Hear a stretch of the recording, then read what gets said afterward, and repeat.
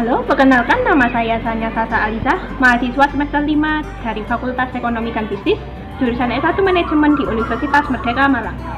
Kali ini kita akan membahas topik yang cukup menarik perhatian banyak orang Indonesia di masa pandemi ini. Apakah itu? Pandemi masih belum berakhir. Tak disangka bila pandemi ini membuat kita kesulitan.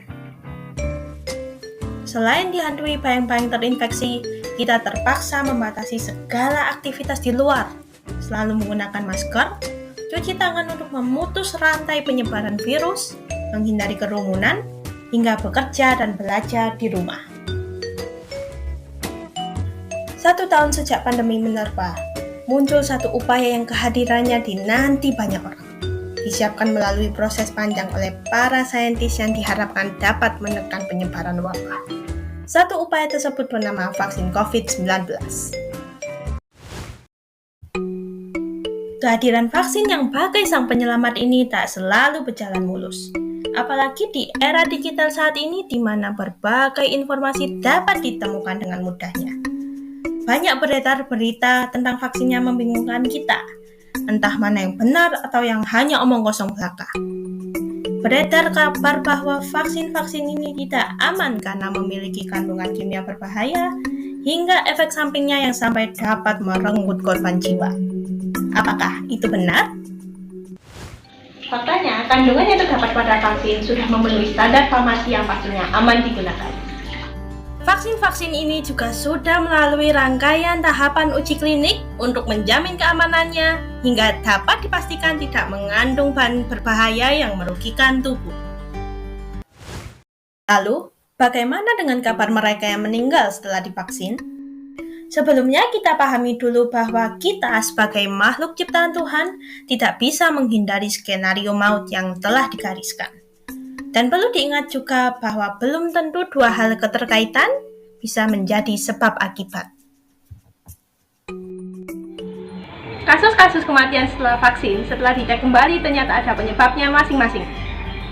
Resiko memang masih ada, namun belum ada penelitian-penelitian yang membuktikan bahwa vaksin jadi penyebab kematian. Tentu riset-riset masih terus berjalan. Para peneliti juga aktif mengawasi penyebaran vaksin sekecil apapun resikonya. Bila sampai terjadi efek samping berat, otoritas kesehatan pasti akan segera menarik dan meneliti kembali vaksinnya. Lalu, timbul pertanyaan lain. Apakah benar bahwa vaksin membuat kita mudah terkena COVID?